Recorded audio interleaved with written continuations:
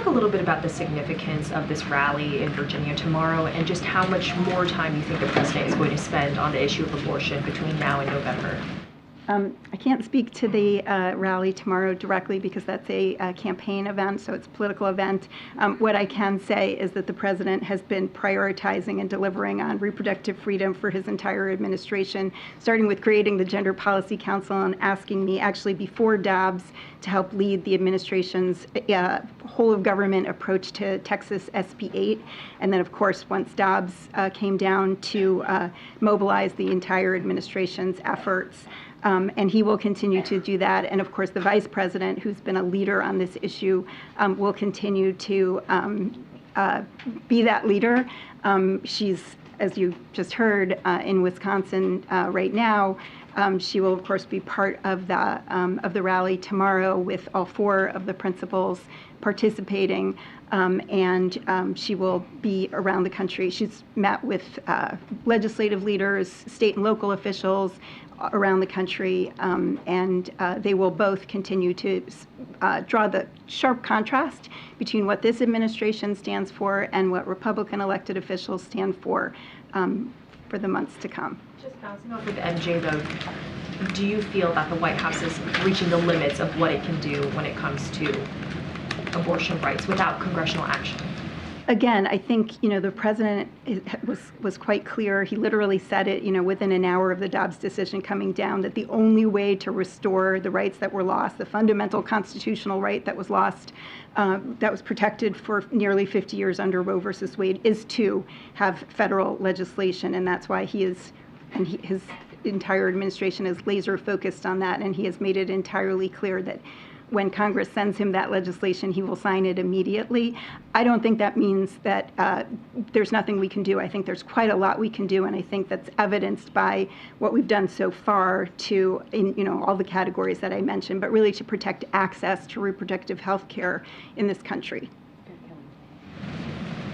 Can the federal government help to define some of the circumstances that women have found themselves in when medical questions about is it the life of the mother at risk, where state law may not spell it out very clearly or clearly enough?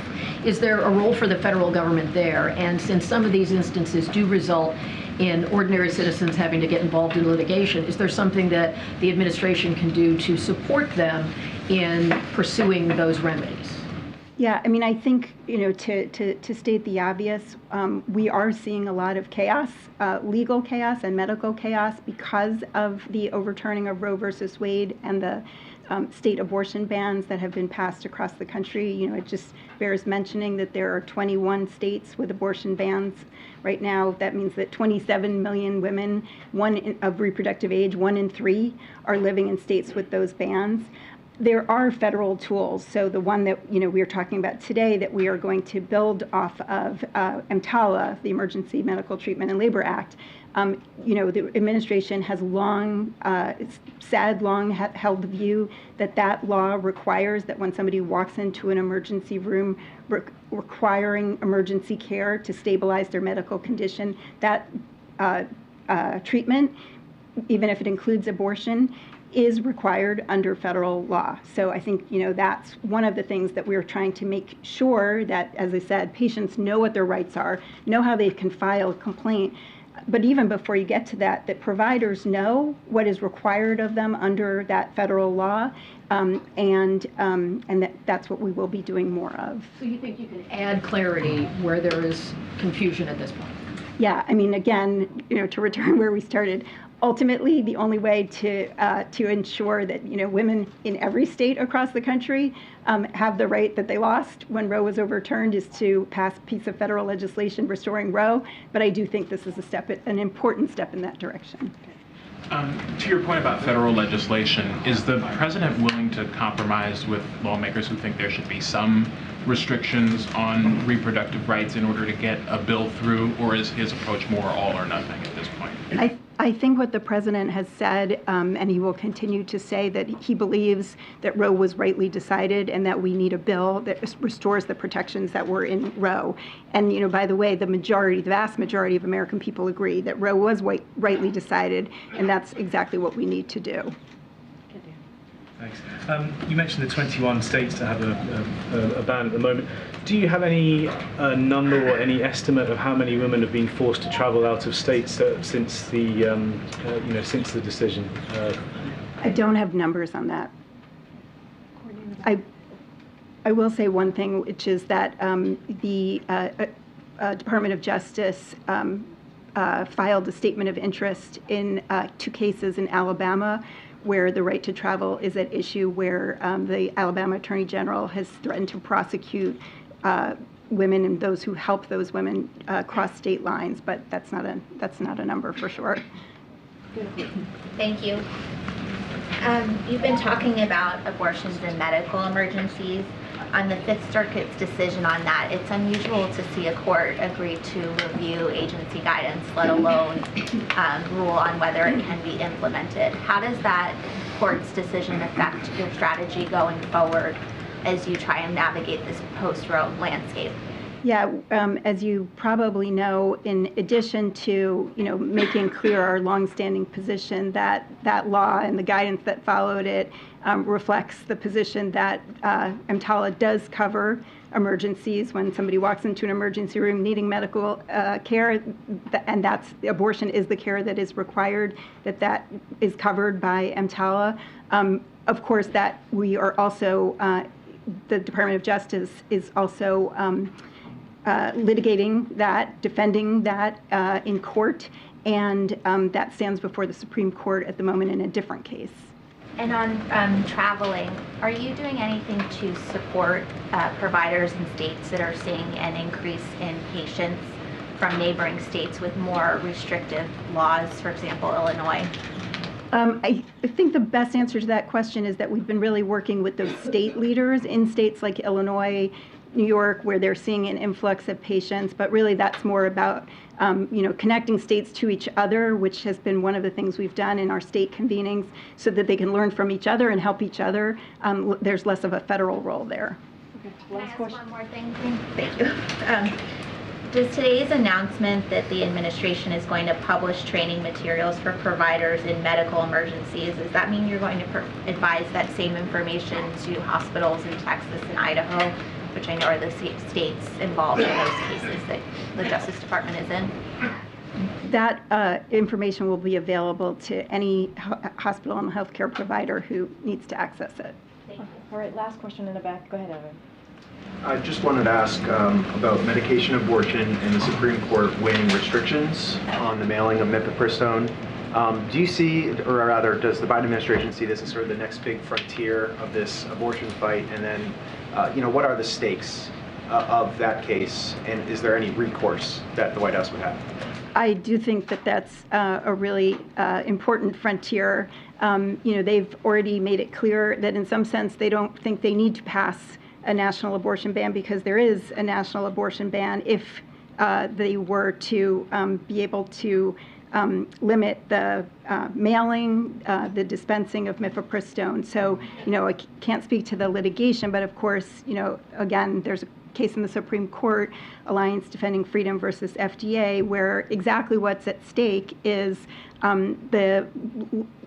whether limits can be put on the FDA, who has made a judgment initially a judgment to approve, and then further judgments to regulate using their scientific evidence-based judgment that this is a safe medication that should be available. It's, by the way, 53 or so % of abortions in this country. So we will continue to defend that and make clear that that is a safe and legal drug. One of the reasons I think that case has attracted a lot of attention is because it is obviously squarely about medication abortion, but you have pharmaceutical companies and executives, you have medical associations, you even have conservative legal scholars weighing in on the danger of that case because it could have implications for any drug that the FDA, long ago approved and has regulated several times since. All right, thank you so much, Jen. Thank you. you. Have to go to the Oval Office. Thank you. Thank you so much. Okay, thanks, Jen. A couple things before we continue. So just a scheduling update. So on Thursday, January 25th, the president will travel to Superior, Wisconsin to discuss how his Bidenomics and Investing in America agenda are rebuilding our infrastructure, lowering costs, spurring a small business boom, and creating good-paying jobs. President Biden remains focused on investing in America and opposing congressional Republican efforts to shower massive giveaways on the wealthy and big corporations, cut Medicare, Medicaid, and Social Security, and block us from lowering costs for American families. And before we continue with the briefing, I wanted to say one last thing to my dear friend Emily, our Deputy Press Secretary, as she is going to head out to maternity leave today. And Emily, we are so happy for you and Stephen on your road to parenthood. And I think you are such an amazing human. You're going to be an amazing mom, and just have so much joy. I know everyone here feels that, and everyone certainly on our team. And I'm going to miss you terribly. You're going to be gone for like 5 months. 5 months too long, but I'm going to miss you terribly. And I hope you, spend that time. I know you'll spend that time being very, very busy, but also time with your little one. And so excited for you. I have something for you. Yeah, hold on, give me 1 second. Give that to you. Well, actually, let you open that. Thank you. Open it. I want you to show everybody. Okay. Show my gift to everyone. It's a little gift for Emily. Future president. So sweet. Please come in the back if you if you get a second today to say goodbye to Emily and wish her luck. All right, we love you, Emily. And with that, we have Admiral John Kirby here to give us an update on the Middle East. Admiral? He's bringing you up and I'm bringing it down.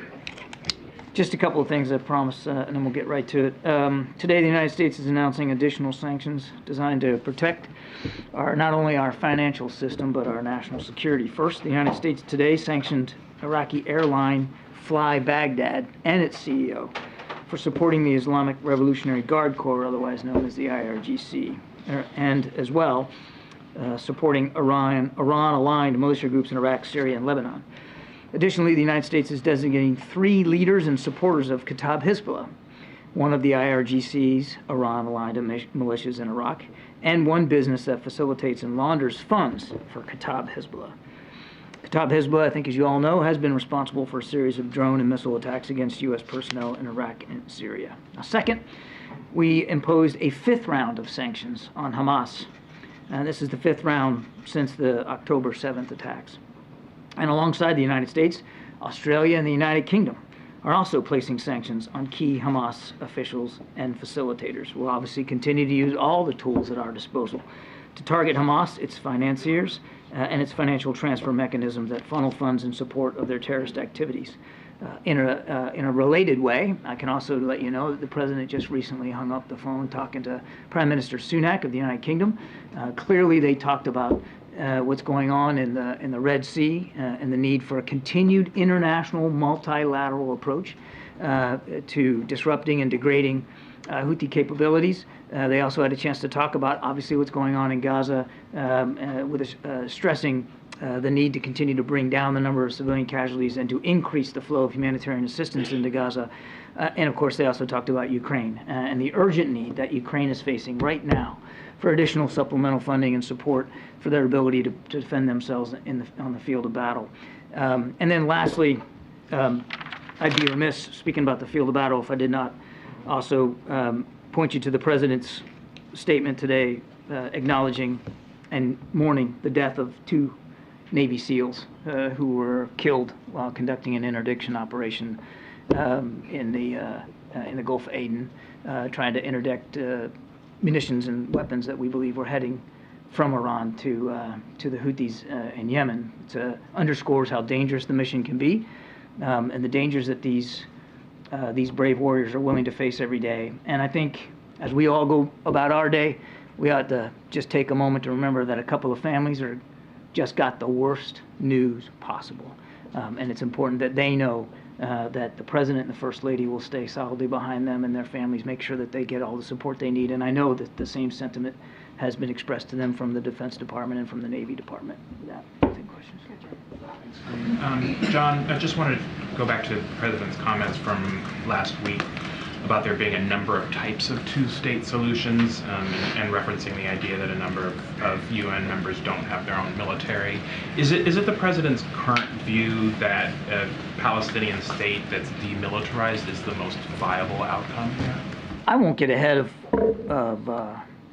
where we are in the process of trying to achieve a two-state solution, Trevor. It's the President's view that a two-state solution is the best path forward for people of Gaza, for the Palestinian people as well as the Israeli people. And as he said in those comments, there's a lot that can go into creating what that construct looks like. And when we say two-state solution, what does it actually mean? And there's many different interpretations. There's lots of different ways you can get at that ultimate solution. And the President, as he has always done, kept an open mind about trying to pursue that. Now, he's also under no illusions of how difficult it's going to be to get there, particularly with this conflict going on in Gaza. So we're going to keep the discussions going with our Israeli counterparts. We're going to keep talking about it with Mahmoud Abbas. We're going to keep talking about it with our counterparts in the region in the hopes that more progress can be made. One significant milestone to help us get there is trying to pursue normalization between Israel and Saudi Arabia, which we still believe is possible. We were working on it very hard before the 7th of October. We're still working on it hard. And we've got, positive feedback from the partners in the region, including Saudi Arabia, about pursuing that. That could open up additional opportunities to try to get at a reasonable two-state construct. Is the reporting accurate that the President has floated that idea in his last call with Bibi Netanyahu, and that it's something that he's sympathetic to? What idea? A demilitarized Palestinian state. I won't get into the specifics of the discussions that the President is having with the Prime Minister. I think he was very clear with all of you about how he views the ultimate path to a two-state solution and the need for some flexibility in how you describe what that looks like. But again, it's going to require leadership on all sides in the region as well, and it's going to require leadership there to also be willing to look at it the same way that the President is. Just one more thing. By my count, there's at least 2 different Israeli operations today that are taking place in Gazan hospitals. What is the current U.S. guidance to Israel about operations within hospitals where civilians are seeking care? We don't want to see hospitals as war zones. We don't want to see hospitals as battlefields. They should be as protected as possible. That said, we know that Hamas deliberately uses places like hospitals to store weapons, house their fighters, even to some degree for command and control. And so that places a special need on the Israeli Defense Forces, but also a special burden in how they approach any fighting in or around hospitals. They have a right to defend themselves. They have a right to go after these leaders. They have a right to take away the ability for Hamas to store and resource themselves, even if that is in hospitals. But again, I would say the same thing that we've said before on this issue, that we expect them to do so in accordance with international law and to protect innocent people in hospitals, medical staff and patients as well, as much as possible. And just quick follow on that question: have the Israelis briefed the U.S. on their plans to protect those civilians? I'm not aware of specific military briefings about that. And but we've been very clear about our expectations. And does the U.S. agree with a prominent Israeli war cabinet member who said recently that the remaining hostages can only be released through a ceasefire? We believe. Well, I mean, look, we've seen. The way we got those 100 hostages out was through a week-long humanitarian pause, stopping a temporary stoppage in the fighting, because obviously at the very root of it, you can't enact safe passage for hostages out of a danger zone if people are shooting at each other. So you need people to lay down their arms at least long enough to effect a hostage transfer. And that 1 week got 100 people out. And the fact that there was no fighting helped enable that. So clearly, we still support pauses in the fighting to get hostages out. We don't support a general ceasefire, which is usually put in place in the expectation that you're going to end a conflict, that it's going to lead to specific negotiations. That's no change to our policy there. Thanks, Karine. Thank you, Kirby. So on Friday, the president did make his view clear about a two-state solution, but he also suggested that Netanyahu was open to that view. So did Netanyahu express to the president that, or why did the president think that? They had a very constructive conversation, and I think I just need to leave it at that. The Prime Minister should speak to his comments, and I'm sure he has and he will. All I can tell you is where the president's head is. Still believes in the two-state solution, and as you heard him say himself, he believes that there's a way to it. He's optimistic that we can get there, and that it could, obviously any two-state solution is going to require some compromises. On Friday, when we asked you about it, you said, obviously, we see things differently than Netanyahu based on his public remarks. But the president interpreted those public remarks differently. He said, no, Netanyahu didn't say that he was opposed to two-state solutions. So based on what Netanyahu has said publicly, how do you interpret whether he's open or not to a two-state solution? I would point you back to what the president said. They had a good conversation, including about the importance of a two-state solution. That doesn't mean that we agree on every component of what that can look like. That's why leadership's important here. That's why the president's not going to let go of this, and it's why we need leadership in the region on moving forward. But look, if this was easy, I mean, my goodness, we've had a two-state solution for years now. It's not easy. It's hard. It's really hard, and it requires a compromise. It's going to require negotiation. It's going to require sacrifices again on both sides. The president understands that. He's not Pollyannish about that, and that's why he's staying true to it. Thank you. Two things. If I can also ask about this, over the weekend we did see Netanyahu make rather explicit, again, his opposition to a two-state solution. Do you or does the administration not take that opposition at face value when Netanyahu is saying that he does think this is all irreconcilable with the Palestinian state? We can and have, and I'm sure we'll have very frank discussions with Prime Minister Netanyahu and his cabinet about the future of the Palestinian people and what Gaza looks like post-conflict. And as I said earlier, that doesn't mean we're going to agree with everything. I'll let the Prime Minister speak to his comments. I'm just struggling to understand. It seems like the president supports a policy, or this White House does, and then the Israeli Prime Minister is coming out in direct opposition to that policy. And I don't understand. Well, is the suggestion that we should then change our minds and we should not advocate for it anymore? Does the president think that he gets there? That's what I don't understand. Or is he thinking that he gets there without Netanyahu? Well, only the Israeli people determine who their elected officials are going to be, not the United States. That's one. Two, the president still believes, and he's, again, not Pollyannish. He knows this is going to be hard stuff, and it has proven extraordinarily elusive to date. But he believes that it's in the best interest of our Israeli friends to have an independent Palestinian state. Now, how that looks, what that looks like, whether they have a military or not, those are discussions that need to be had in the region and with leaders on both sides. But he still believes in the power and the promise of it, and he has for many, many years. So we're going to keep at this. We're going to keep these discussions going. It's also important to remember that Israel is in the middle of a hard-fought fight here with Hamas, and we got to make sure that they can continue to defend themselves. Can I ask one unrelated question as well? On Friday, you were asked about a Palestinian-American teenager who was killed in the West Bank. I think you were trying to get some additional information.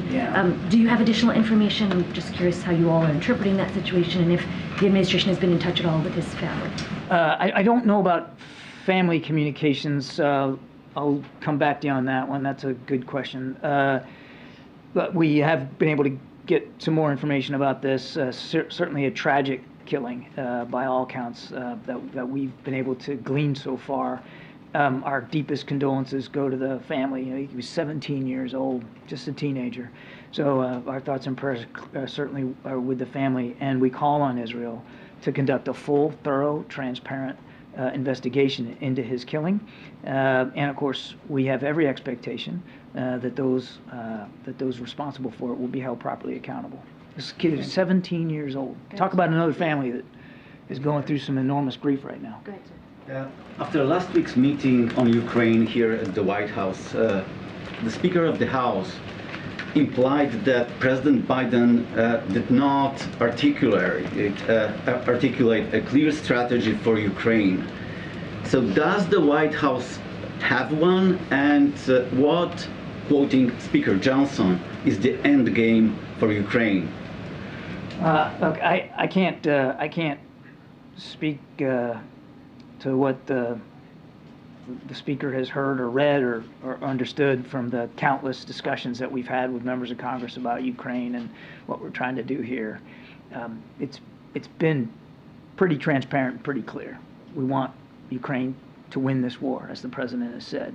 We want a whole, prosperous, sovereign Ukraine. We want Ukraine's borders, internationally established borders, to be fully recognized by everybody, and that includes Mr. Putin. And we want to be able to continue to give Ukraine the support that it needs so that it can achieve those outcomes. We've been nothing but clear about that. I mean, and with every package that's gone out to Ukraine, there's been a consultation with Congress. There's been a conversation. We've been very clear about this. And we have talked to the Ukrainians throughout this last 2 years. It's hard to believe we're coming up on 2 years. Meeting their needs along the way, we want to continue to do that. What do you make of Speaker Johnson's comments, repeated comments? The Speaker can own his comments, and he should be the one answering questions. I can tell you, we have been nothing but clear and consistent with members of Congress since the beginning of the war about what we are doing to help Ukraine succeed on the battlefield and what we're going to need to continue to do. I mean, we can get caught up in all this, the comments out here on the microphones, but the next couple of months are going to be critical for Ukraine. I mean, if you think that the fighting is just going to stop because the snow's falling, think again. And the Russians continue to fire drones and missiles at Ukraine. And while the battlefront hasn't moved a lot on either side, there's still a lot of active fighting going on there. And Ukrainian commanders, I believe, can be forgiven right now from having to make some pretty difficult decisions about what weapons they're going to expend, what shells they're going to fire, what missiles they're going to use, because they don't know when the next shipment's going to come. And that's a horrible place. That's a horrible place to put the Ukrainian military in, as the Russians certainly aren't suffering under that same uncertainty as they reach out to North Korea for ballistic missiles, and, by the way, continue to fire them, and drones from Iran and producing on their own. Thank you. My colleagues at the Wall Street Journal reported on a proposal by Arab countries, including Saudi Arabia, Egypt, and Qatar, for a post-war Gaza that would create a pathway toward a Palestinian state in exchange for a Saudi recognition of Israel. Is the U.S. aware of this proposal? Does the administration support it? I am not going to, obviously not going to try to negotiate here from the podium. So certainly seeing that reporting, all I can tell you is that we, as even on the call with Prime Minister Sunak today, we continue to be in touch with our counterparts, our allies and partners, about trying to get those hostages out, trying to get the appropriate humanitarian pause in place so that we can do that and get additional aid in, as well as making sure that Israel has what it needs to defend itself. But I won't get into specific negotiations one way or another. And is there anything else that you could tell us about Brett McGurk's visit to the region, both in terms of the focus of his discussions and how, the first day of talks has gone? Well, I don't have any readout from his first day of talks. He just got in the region. I'm sure we'll have more to say about it as he moves through this trip. As you know, he comes in and out of the region all the time. And I suspect that in all his discussions, he'll be talking to a range of partners and counterparts on a range of issues, to include, of course, the fighting in Gaza and our desire to get those hostages out. Kelly, we have to wrap it up soon because we're together soon. Does the U.S. have any concern that the positions of the Israeli government on two-state solution or the pace or intensity of the war have more to do with Benjamin Netanyahu's domestic position as opposed to the long-term goals that the U.S. and allies would have, that there is a focus on his own needs versus what might be what the U.S. believes is the right course? In all our discussions, Kelly, with the War Cabinet, we're not having them from a perspective of their domestic politics, and I recognize the validity of the question, but we're not focused on what their domestic political issues are. That wouldn't be a sound place for us to have discussions with them about the war in Gaza. That's really for them to speak to whatever pressures they might feel or might not feel from a domestic perspective. What we want to make sure is that they know they're going to continue to get our support, but that we also want to see reduction in civilian casualties, more humanitarian assistance going in, and obviously, as I said earlier, get those hostages out. Thanks, Karine. Admiral, just a quick one on China. Over the weekend, the Chinese ambassador to the Netherlands was commenting on ASML's ban of further chip equipment to China, and he said the U.S. has stretched its idea of security far too far, even to matters that have nothing to do with military risks, and that the U.S. is putting pressure on their allies to do the same. I was wondering if you had any response to that. No, we talked about this coming out of the G20. I mean, it's not just about the United States. Other countries share our concerns about certain export licenses of certain technology that can have a national security implication. And we made it very clear. We're trying to de-risk, not decouple.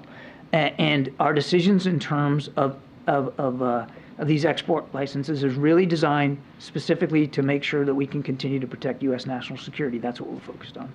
And these companies obviously have to make their own decisions. Yeah, John. Thanks a lot, Karine. John, it seems as if the administration and Prime Minister Netanyahu are on the same page as it relates to the hostages. And that is that you can't talk about having a cessation of hostilities in Gaza without a release of the hostages. Would you agree with that idea? We believe that it's important in order to be able to get hostages out safely, you've got to have a pause in the fighting. And where do things stand as it relates to that? We're almost approaching February. The hostages were initially taken October the 7th of last year. Are there efforts underway? There's various reporting, for instance, about efforts in Cairo, Egypt. Can you confirm those efforts? What I can confirm for you is that there are ongoing, serious, sober discussions with our partners and our counterparts to try to get another hostage deal in place. I wish I could stand here, John, and tell you that, you know, I can announce it today or we're going to do it tomorrow. I can't do that. But I can assure you that this is not something we've forgotten about. It's not something we haven't worked on every single day. And as I said earlier, you know, Brett's in the region, and I have no doubt that this will be a key part of his agenda while he's over there. Admiral, there have been roughly 150 attacks on U.S. troops in Iraq and Syria. Is the U.S. response working? Is the U.S. doing enough to protect its troops? We'll continue to do what we have to do to protect our troops and our facilities. We are certainly mindful of the danger, and in these attacks over the weekends now, a small number, but a number nonetheless of U.S. troops were being evaluated for traumatic brain injury. That's a wound, and we take that seriously. And the Houthis, they aren't stopping their attacks. So when the U.S. retaliates, how can that not be seen as escalatory? And how does this all end? If you're trying to look, if you're in a scrap with somebody, and you can find a way to tie one or both of their hands behind their back, that's not de-escalating, or that's not escalating, that's de-escalating. That's taking ability away from the other party to inflict harm. And the strikes that we have conducted ashore in Yemen have degraded Houthi capabilities. As I've said earlier, it doesn't mean that they don't still have offensive capability available to them. Clearly they do, because they continue to use it. And as the president said, as long as they continue to make that choice, we have a choice too. We have a choice to keep defending our ships and our sailors and merchant traffic, and we have a choice, when we have the information available to us, to preempt their ability to conduct those attacks, and we'll continue to do that. And there was a pretty stark statement from a senior Israeli official to ABC News saying that Israel's closer than ever to a war with Hezbollah and possibly a full regional war. Do you agree with that? Everything the president has done since October 7th, everything has really been designed to keep this conflict from escalating and widening. And that's gonna be our focus. Please. I wanted to get your response to a comment from the EU Foreign Policy Chief, Joseph Borrell. He's meeting with other European Union foreign ministers in Brussels, and he said that the Israeli military operation is not working and that it is seeding hate for generations in Gaza. I wanted to get your response on what the White House thinks of The it. Israelis themselves have talked about the progress that they've made against Hamas leadership. We believe that going after leadership is a useful approach when you're dealing with a terrorist network. It worked for us with Al-Qaeda. It worked for us with ISIS. I'll let them speak to their progress. We've been very careful not to armchair quarterback this thing and throw in place from the sideline. But they have made some progress against the network. They've made some progress against the network's ability to resource itself and the infrastructure, particularly underground infrastructure, that they continue to use. But as the Israelis have said themselves, that's going to be a fight that's going to take them some time. And as for the second part of that comment, I mean, look, every single life lost, innocent life lost, is a tragedy and should be mourned. And we have been very clear with our Israeli counterparts about the need to be more precise, more deliberate, more cautious. There have been too many civilians killed in this conflict, and the right number is 0. And we recognize that there could be long-term effects from that. And Jay, and then you have the last question. Thank you, Jean. Prime Minister Netanyahu rejected Hamas's conditions to end the war in exchange for releasing all of the hostages. Does President Biden support that decision? The decision by Prime Minister Netanyahu. Again, I'd let the Prime Minister speak to his comments. We want to see all the hostages home, and we want to see Israel not have to face a threat next door like the one that they faced on the 7th of October. I'm just asking if the president supports this decision to reject a proposal that would have freed all of the hostages, including, of course, the I can't validate that proposal itself. I'm not in a position to confirm that proposal. I understand that. I'm not in a position to confirm that. What I can tell you is that the president supports Israel being able to defend itself. He supports getting all those hostages out. He supports, in order to do that, an additional humanitarian pause of some length that will allow those hostages to go to freedom safely and more aid to get in. And again, you need a pause in the fighting to be able to do that. We don't support, still today, some sort of general ceasefire. And just on going back to the phone call between the president and the prime minister on Friday, we reported that the prime minister in that phone call had privately indicated that he was not ruling out the possibility of any Palestinian state in any form. Obviously, you're aware of what he has said in public over the last few days. My colleagues have referenced those statements. I guess I'm just wondering, as far as you're aware, is there any daylight between what the Prime Minister says in private versus in public on this matter? That's a question for the Prime Minister and his office. Last question. So, if the U.S. aid is delayed further for Ukraine, is there a danger? Does the President worry that other European states might withdraw their support? I would say that the President's mindful that other nations are watching what we do. Obviously, Mr. Putin's watching what we do, and other nations not involved in this conflict are watching what we do, I'm sure. I'm sure China's watching it too, President Xi. But our allies and our partners, yeah, they're watching closely what we end up doing here, because American leadership has been critical in supporting Ukraine. We have literally led the way, not only in the contributions, but in the coordination of contributions of other nations to get stuff into Ukraine. And so, yeah, I think it's entirely possible. We should expect that some of our allies and partners might have to make different decisions if they see American leadership falter here, or the United States pull back from supporting Ukraine. And that would have potentially disastrous consequences for Ukraine. And has the President had any conversations with any of these European states? Well, he just talked to Prime Minister Sunak today, and one of the topics was Ukraine. So, yes, absolutely. Thanks, Admiral. Thank you so much, Admiral. All right, we don't have too much time, so rapid fire, I guess. Go ahead, Songmin. First of all, does the White House see this week as sort of a make or break week when it comes to the border deal coming together and advancing the Senate?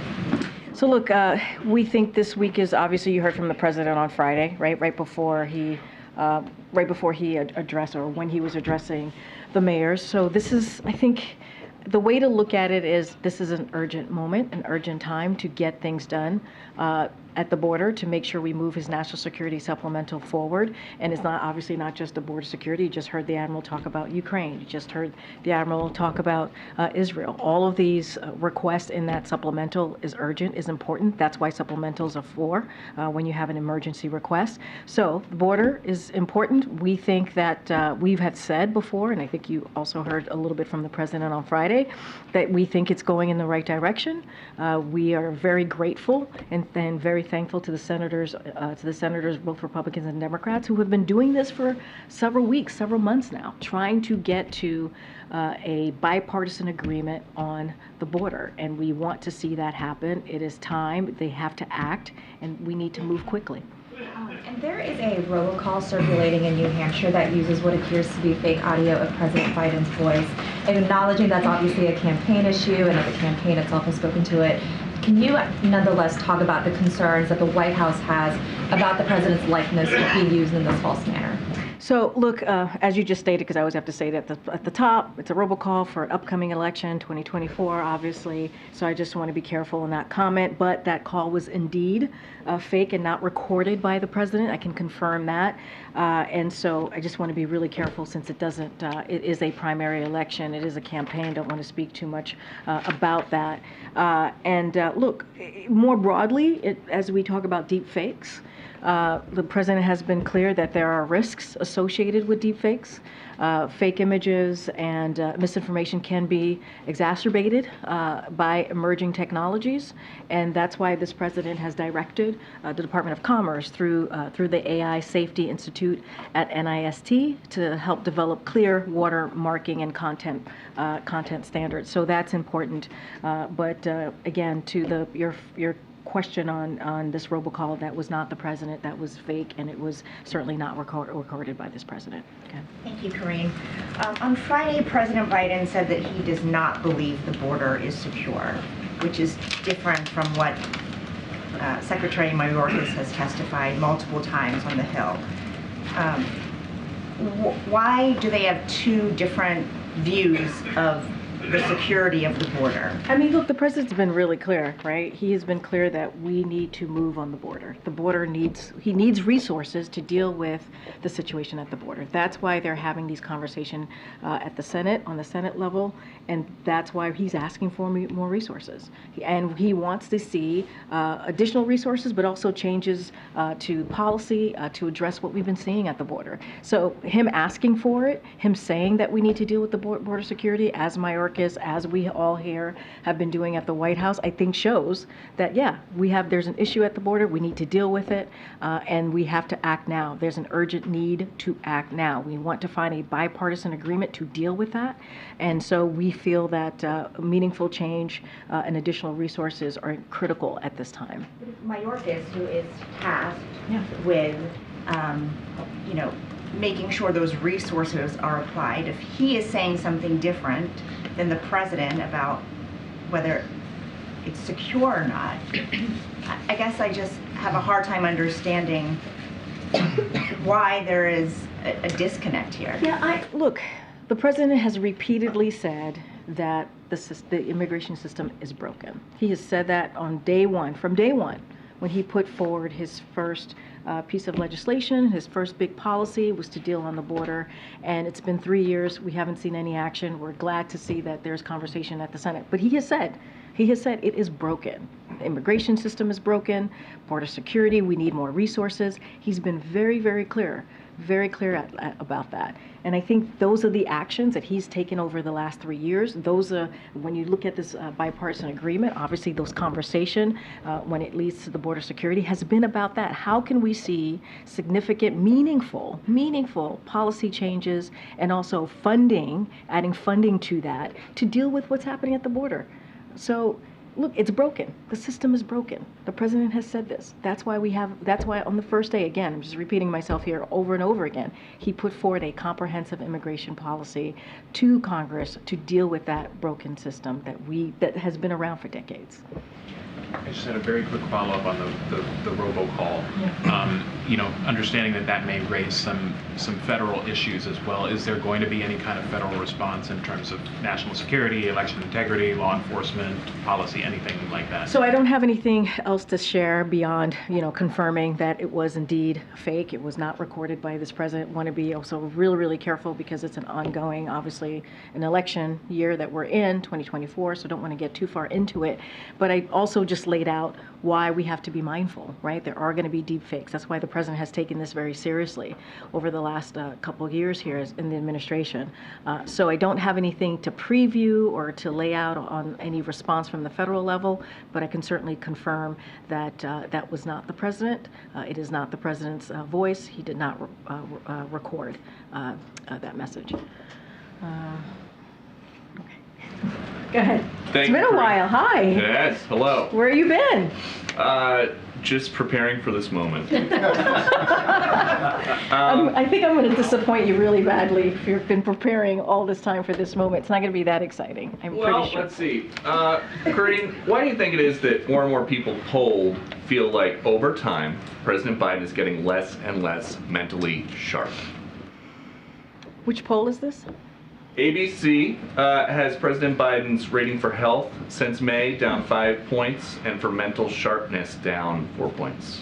You know, I have to say that's a little confusing for me, because if you look at what this president has done the last 3 years, historical pieces of legislation, right? When it comes to bipartisan infrastructure deal, many presidents before, like your favorite president, had said that. Who's my favorite president?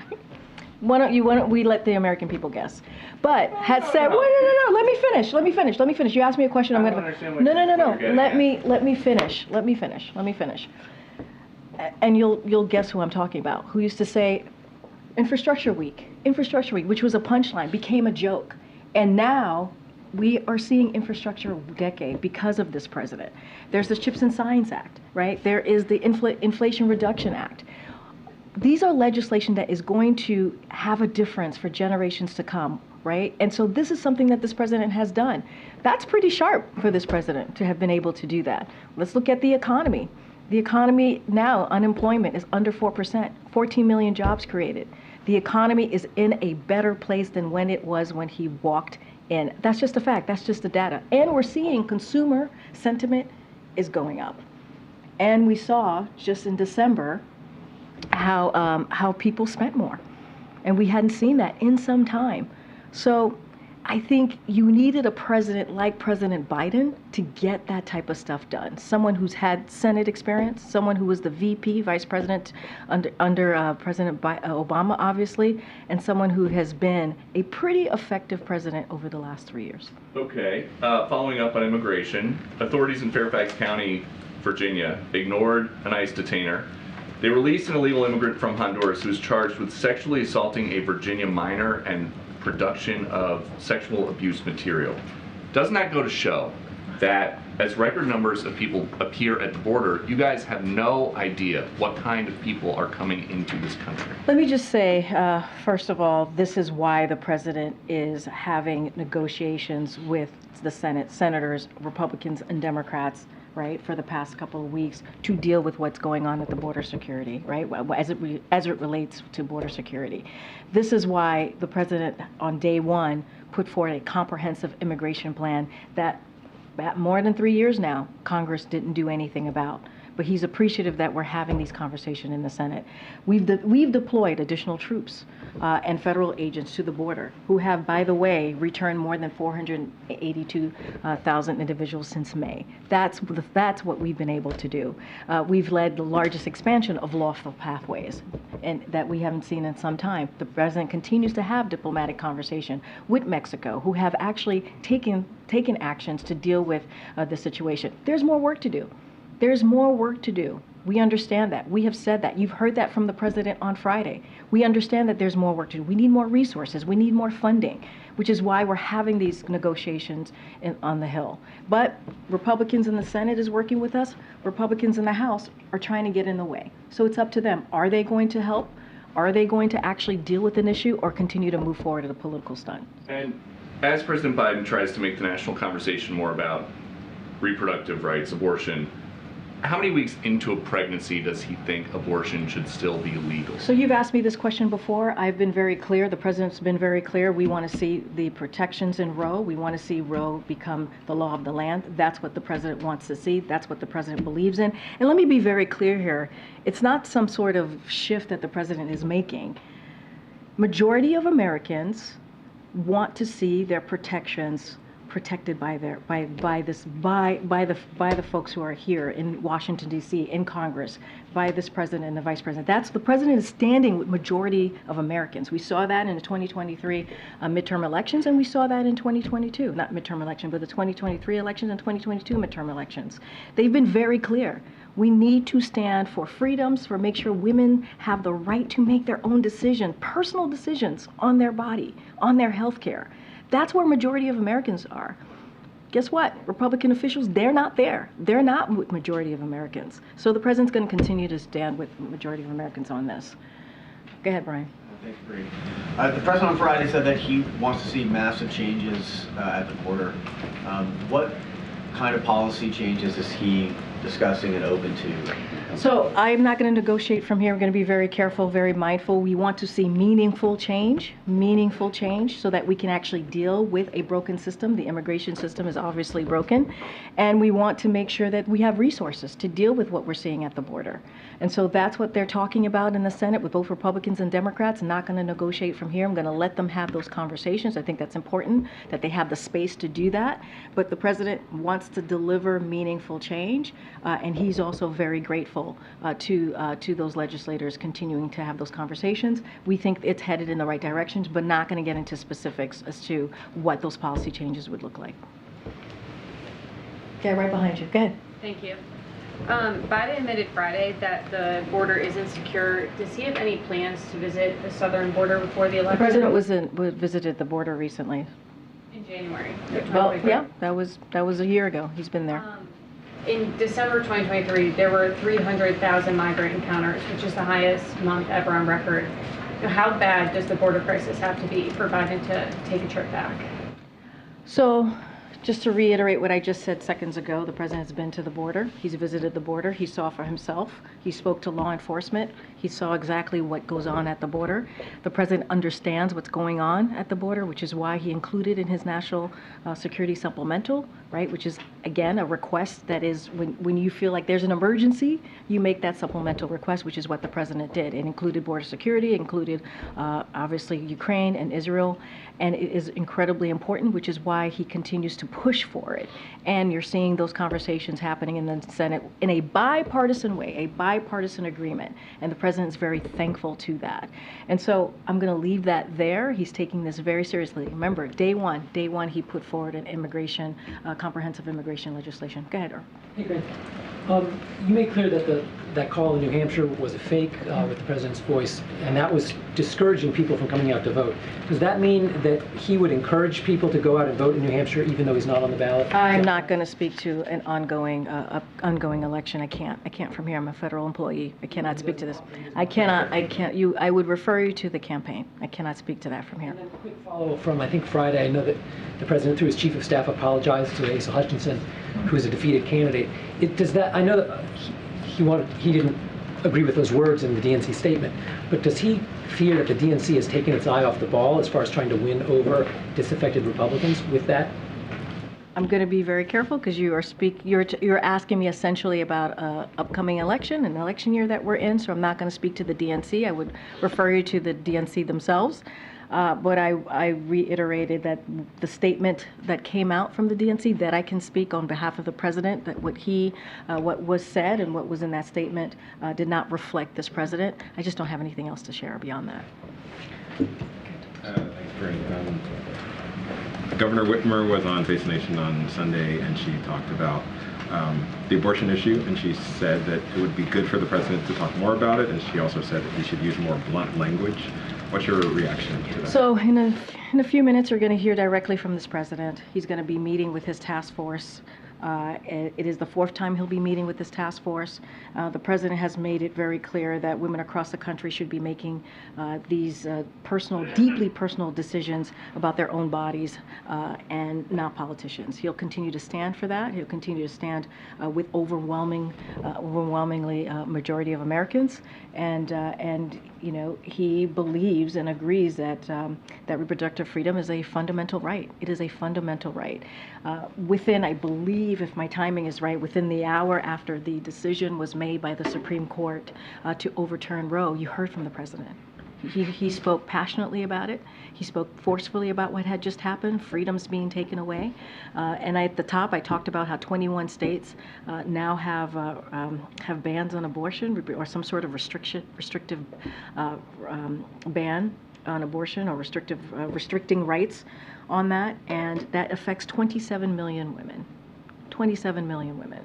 So you're going to hear from the president, and like I said, in a few short minutes, you'll hear from him, and he'll speak directly to this. And he's been very, very clear he's going to stand with the majority of Americans on this. Another issue: the president's going to South Carolina on Saturday. He's going to spend the night. Do you have any more information about what he's going to be doing? We'll have. I believe the campaign will have more to share on his trip to South Carolina. I don't have anything at this time. All right. Okay. All right. Go ahead. Karine, you said to Peter that the president wants to see Roe restored. It's still not clear to me, though, if he supports the late-term abortion restrictions that were included in Roe.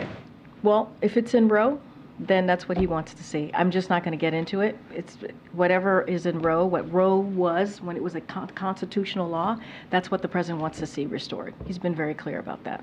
He also said he wants to be a president for all Americans, but how in this situation with this issue does he best represent the pro-life Americans who want to see more unborn babies saved? What I will say is majority of Americans wants to see their rights protected, wants to see women have their rights protected, want women to be able to make those deeply, deeply personal decisions on their bodies, on their own, not politicians. That's what majority of Americans want to see. And so the president's going to stand with majority of Americans on this issue. Do those unborn babies have any rights then? I'm not going to get into that question. I've been very, very clear about this, where majority of Americans stand. And that's what matters. But the president wants to see Roe become the law of the land, and that's what he's going to continue to ask Congress to do. Thanks, everybody. We'll see you tomorrow. Thank you.